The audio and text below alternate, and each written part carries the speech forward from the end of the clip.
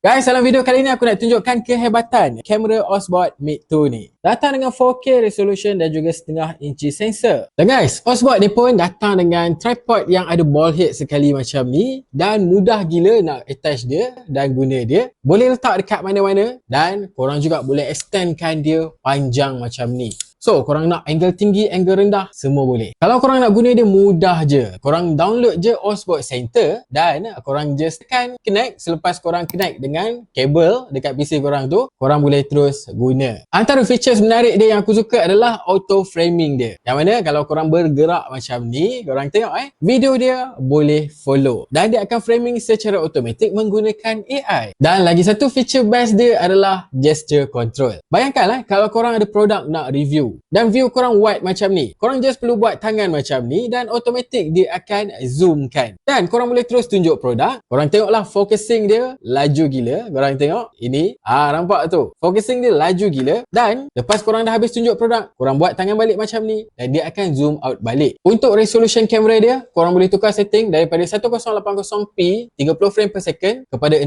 frame per second ataupun 4K 30 frame per second. Dan yang paling best untuk Osbot Mate 2 ni, korang just plug and play je. Mudah gila lah nak guna. So guys, kalau korang perlukan kualiti kamera yang padu dan mudah guna, check out terus Osbot Mate 2 ni dekat beg kuning kat bawah.